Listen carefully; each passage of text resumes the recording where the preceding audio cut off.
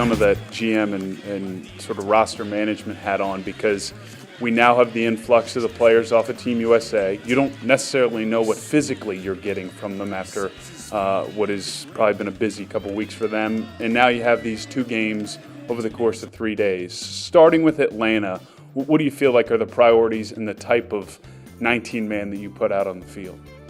Well, I think Lyle Thompson's going to be a guy who's going to come back and play attack for us. Steele Stanwyck, who missed on Saturday, will be there also. Josh Byrne, watching the Canadian World Team, he played in front of the goal. I've always felt Josh was a little better in front of the goal.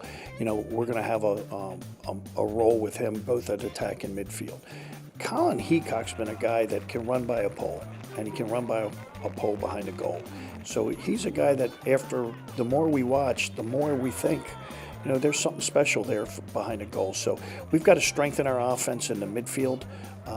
And so that's what we're probably looking to do, is to fortify our midfield offense right now. And because we have good schemes, and when we share the ball, which we do, we're a pretty good offensive team. And so I think we're going to make a few personnel changes. Lyle's always an exciting player to have on the field. The fans identify with him probably more than any player in this league right now. What has he done in your time with him that allows him to come in where he hasn't been with you guys all year, but not disrupt what it is you guys are looking to do offensively? So hopefully after Saturday night he'll disrupt it. But when one of your best and most talented players is your most unselfish, then everything goes from there. And on top of that, he's a tremendous ground ball player and a tremendous rider. And I thought last year when Brian Reese was coaching and when I watched from the stands, I thought Matt Danowski and Josh Byrne and Lyle Thompson was the best riding attack I'd ever seen. So if we can get some of that back, get second chances off the ride, I think he really helps us in that area too. Lastly here, big picture with where we are in the season, in the league, 3 spots up for grabs. What do you feel like is going to be the difference down the stretch for whatever teams to grab some of those spots and make a run here as we approach August? I think August is when this league starts to execute.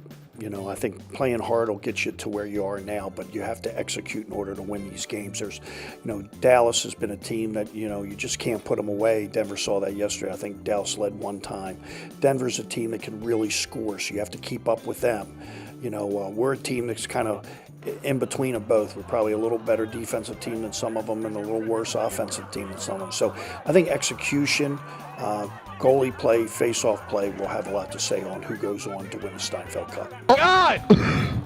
Did he put that in? He did. And that's pretty amazing for him. No angle, draws the flag, and somehow wraps that around the pipe. And we need to get another look at that to see if he's behind the goal when he scores this. Just doesn't seem feasible physically.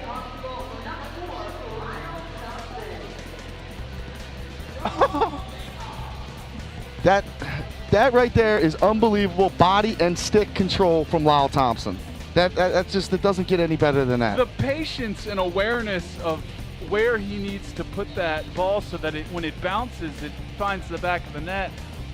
Look, we all have seen this from Lyle for a number of years now, but it doesn't mean you still aren't floored by some of the things he's able to do with a crossball.